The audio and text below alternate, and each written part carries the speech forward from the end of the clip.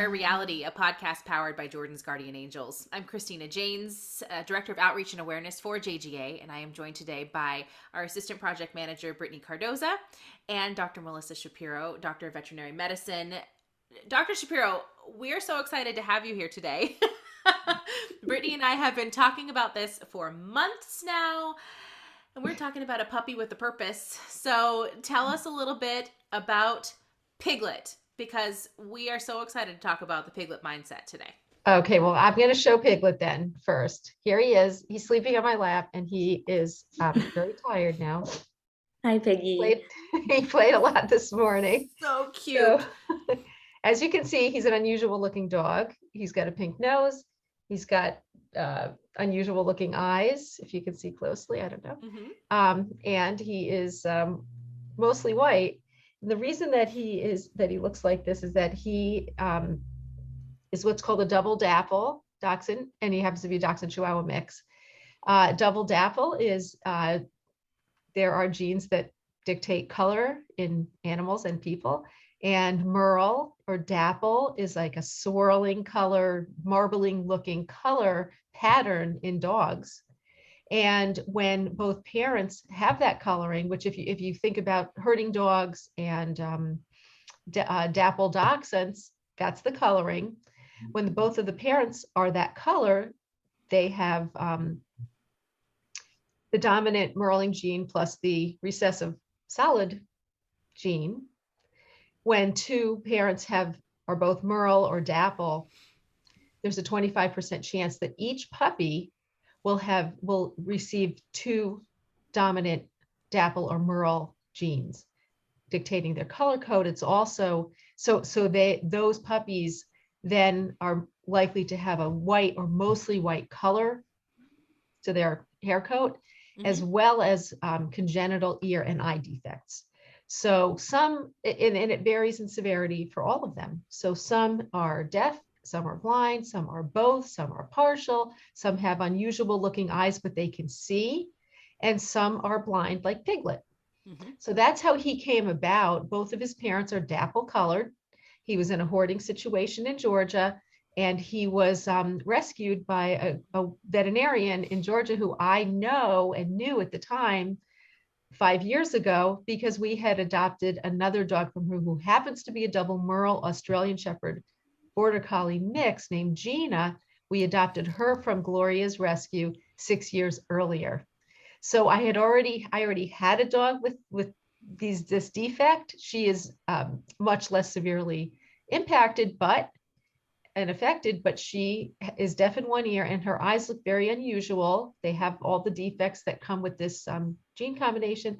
And so she can see, but she has some peripheral vision deficits. So anyway, we adopted Piglet because Gloria, the veterinarian in Georgia, who is the director and founder of Colbert Veterinary Rescue Services, she contacted me to see if I knew someone who would be a good fit for this puppy, because I had Gina and I know a lot of people in rescue, and I didn't know anyone in particular who would want this dog. So I offered to foster him. He came up here, and over 2 months of lots of applications for him, I posted him online. His Facebook page grew, and we grew very attached to him. And of course, we ended up adopting him. So and then all of a sudden, in a nutshell, Piglet's in your home for good. It was at that point, it was hard to imagine giving him to anybody. If someone had come through right in the beginning, we actually wanted him out of here because he was very disruptive. He screamed all the time. He couldn't hear, he couldn't see, he didn't know where he was, and he was really upset. And it was very upsetting to everybody here. My daughter was studying for AP exams. She was graduating from high school, and the dogs were all, didn't know what to do. And we were pretty frantic because he was literally screaming. Oh. A good part of the day when he wasn't sleeping, he was screaming. He played Poor a little guy. bit. Yeah, it was very sad, but we worked with him, and it didn't take too long for him to kind of realize and get himself centered so that he then could learn and get into a routine and really realize that he could have a happy life, which is what he is an example of. Yes. He gained confidence, he he just really embraced everything positive. That's what we love about him. So, that's what everybody loves about him so much. When you see him, he's profoundly disabled, but he really has quite a good attitude. He really towards does. it. And Yeah. when Brittany Brittany said to me one morning, one of our meetings, she's like, I think we should have Piglet, the deaf and blind pink puppy, on our podcast. And I said, Yeah. I'm sorry, what? You have a who? Tell me a little bit of how you found it, Brittany, because once I start Googling, then we were in trouble. This was happening. So We were not going to take no for an answer. I figured that. So naturally, my dog Scout has an Instagram, and one night I was scrolling through and came across Piglet the pink puppy's Instagram. I said, "Oh, he's so cute!" And I went through a few of your posts, and I saw that you were going to schools and teaching Piglet's mindset to students. And I was like, "What is the Piglet mindset?" And I went on to your website and I read a bit about it and the book that you had coming out, and I saw so many parallels between our patient community and what you were talking about with Piglet and his attitude, and how even though he's a little bit different, it might take him a little longer to acclimate, he can do everything and he can enjoy life just like every other pup. Yeah, it's so perfect for what we talk about with our families too. So, okay, explain to us in depth the Piglet mindset. Okay, well, I'll give you the background that you need to know, and then I'll tell you what it is. I was posting videos of Piglet on Facebook on his page because all our friends needed him to have his own page. So the Facebook page is Piglet the deaf blind pink puppy. And it never really occurred to me that I was sort of calling him a disability, but that's what he is. He is deaf and blind, and I wanted to describe him because I wanted someone to adopt him. So anyways, he's Piglet the deaf blind pink puppy on Facebook. And then eventually we added Instagram, which is at Pink Piglet Puppy. But in any case, and because you couldn't put deaf and blind in Instagram, there wasn't enough space to write all of that. So Piglet, the deaf blind pink puppy, had a Facebook page, and I was posting videos of him doing his thing.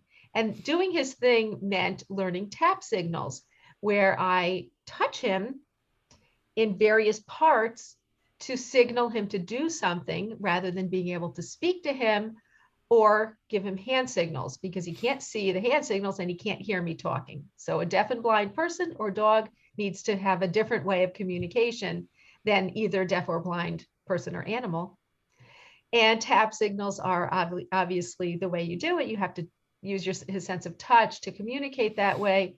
He uses his sense of smell primarily to get around and really map out his area. Of course, it's supplemented with his sense of touch. So when he was learning his tap signals, of course, we were holding food. I was holding food in front of him and teaching him, as I would any other dog. He was using his sense of smell to smell the food and know that was coming as a reward. And then he was also, he became aware of everything that was around him based on scent. He's a dog. He's not a person. Dogs use their sense of smell to an extent that we can't even imagine.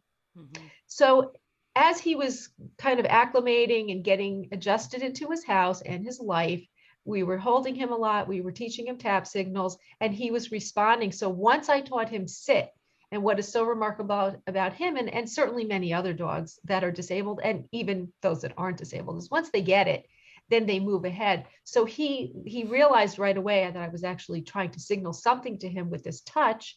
And it made it very easy for me to teach him other things. And we built on that. And even now, 5 years later, he is still building on those very basics in the beginning. And it's really nice for me to watch him, because while he is just a tiny little dog and I can carry him around, he doesn't really need to do anything. Watching him as an individual with the confidence that he has, the way that he manipulates his, not manipulates, but maneuvers his environment, is really, it's an inspirational thing to see him, not because he's disabled, but because he is so determined and he's so positive to do whatever he needs to do, like any other dog. So we did the touch signals, the tap signals. He learned to map our yard. The door is over here. He learns he can come in from anywhere in the yard. He might make a zigzag as he's using his nose to find the track in from everyone walking in and into the house all day. In the snow, he doesn't do it very well because he doesn't have that kind of scent. Right. The ice is on top of it. But, we watched him do all of this, and I posted all this on the Facebook page. a teacher in Massachusetts whose name is Trisha Peugeot. She's a third grade teacher.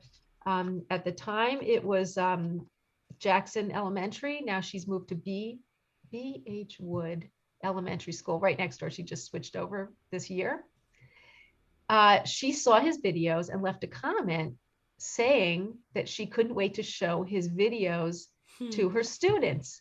So I'm like, oh, great. That's going to be a lot of fun for them. I don't know what the reason she's going to show. She saw the potential for him to be a growth mindset model for her students, teaching model. And it is quite effective. So she called it, instead of growth mindset, Piglet mindset. So she gets credit for coining the phrase and the idea of using him as a teaching model in that lesson, the lessons for growth mindset and SEL. And we added Piglet's inclusion pack 2 years later with a teacher in Alabama who wanted to use him for her inclusion lessons. And we called it Piglet's inclusion pack, because we have all of these dogs here who also were part of all the initial videos showing the way that they included him into the pack despite his differences.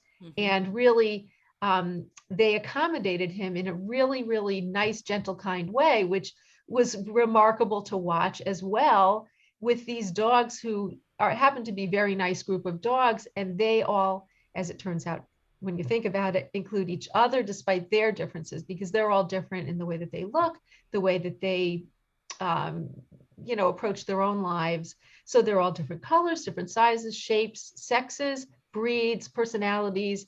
And here they all are together. And now they pull Piglet in. So that's Piglet's inclusion pack, which is part of Piglet mindset. So Piglet mindset became a program because I made PowerPoint presentations about Piglet and the way that he faced his challenges in a positive way for Trisha to use with her students. And then we posted them. I posted them on YouTube, and people used them. Other teachers used them. Now there's no YouTube, but it's on our website, pigletmindset.org, where the teachers can go in. There are 6 PowerPoints, which include lesson plans as a guide, and the teachers can use all of that for free. And then if they let me know that they're using it, I will send them stickers and Piglet's inclusion pack membership cards to use for their students. And then if they want to arrange either a virtual or in-person visit without COVID, then we do that also, which is a lot of fun. And our nonprofit supports it, because we created a nonprofit 2 years ago to support the Piglet Mindset program, as well as our interest in special needs and disabled dog and other animal rescue groups. So we do all of that. That's a long. You've been a busy lady. So it's been a lot of fun.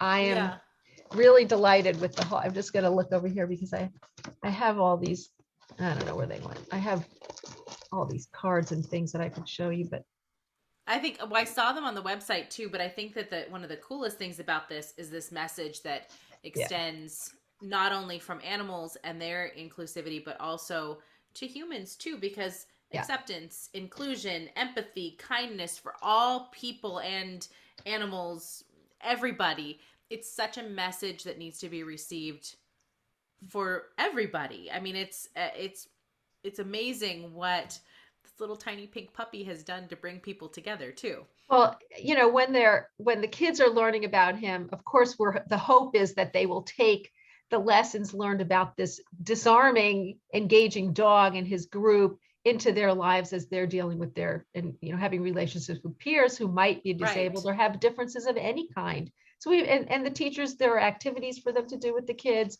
to show how he uses his senses, how maybe somebody else would use other senses when they are, in a person who's deaf and blind. They have to figure out where they are, and they do. And also the hope is that they'll feel more comfortable around people who are disabled, that they can ask questions and be respectful and be accepting of everybody in whatever way that they need to be. So that is, of course, one of the goals of the lessons. And Dr. Shapiro, can you recount for us the first time that Piglet visited a classroom and what the response was? Okay, well, did you watch the video of the? Yes. You didn't watch the video. There's a video of Piglet walking into the classroom in Massachusetts. And it was one of the highlights of my life and my husband's life. Despite we have 3 kids, we have been to a zillion activities and parties and school concerts and everything else for our own kids. And we walked into the classroom with Piglet to meet this group, the first Piglet crew in Massachusetts. We drove up there. They thought they were having a Skype session with us. They had the smart board all set up and the kids were all sitting in front of it. Yeah. And we walked in from the back and the kids were just, it was jaw dropping. Like it was their response. And all the parents had come too, and they were all standing around the room, you know, like this with their phones, taking videos of this scene. And a lot of us, of course, were crying because it was so dramatic and emotional to have this dog walk in, and the kids were so attached to him, and you know, the way that they had learned all of these really important life lessons from the tiny pink man, you know. Yes. So here he is. So he walks in, and it was really, it was a memorable day. I don't think any of them will ever forget it. It was so sweet. And the kids, the thing about the kids, and if I give a talk about Piglet, if I give a Piglet mindset presentation, which is a PowerPoint presentation that goes over his beginnings, and you know, we show how I teach him tap signals. There's a lot of nice videos that I try to. They are different than the ones that are in the educational materials online. So it's more original for people for kids who are already having Piglet mindset in their class from our online materials. Anyway, I give that presentation, and it goes over the various aspects of growth mindset and inclusion with some cute videos of Piglet and the other dogs. When I give a presentation like at a library, because I have my book, which I can show you my book. And the book has this whole story in it, of course. But here's the book, and it's available everywhere. So I've done a lot of author visits with the book at libraries. Who comes is adults. You know, there are some kids, but it's mostly adults because they're also into this whole scene of you know, being kind, compassionate, empathetic, and inclusive, and facing challenges in a really positive way. And there are a lot of people, I get emails and messages from people every single day, comments on the Facebook and Instagram pages. Today, someone left a comment, their husband is in the hospital fighting COVID, and Piglet's videos give her some hope and, you know, positivity to start her day. Just something so simple like that. Who would even expect? And it makes me feel good that, you know, that I'm spending this time playing on my phone, taking videos of my dogs, which I would be doing anyway, and somebody is benefiting from our dogs and our, you know, creativity in a really positive way. So it's a really nice thing. And I can't even believe that this happened to us, because I said yes to keeping Piglet. And you're bringing so much joy to so many people. For me personally, my son is hard of hearing, so he wears hearing aids in both ears. And there's obviously something that he is having to deal with differences and meeting new kids and all of that. So I personally cannot wait for your children's book to come out. So tell us a little bit about that, because I want to make sure that our families know. See, Piglet comes home. Piglet comes home. I have this sitting here. This is obviously not it's going to be a hardcover book, which is very, very nice. And you can see just the cover. And so you know, the illustrations inside, I'll just give you a quick peek, but there are a few pages on Amazon that you can see, but here's the opening page. You can see how cute it's all the dogs. It's beautiful. So Piglet, you know, we have our big book, which I hope people will enjoy. It's a very nice story. There's parenting in there. There's my life as a veterinarian, taking care of animals. And just really quick, one of the other things that I wanted to say is that, you know, I talk about disabled animals to veterinarians and to others, and even on our page to people who are adopting animals, that they should consider disabled pets, trying to normalize the whole disabilities aspect of animals and people.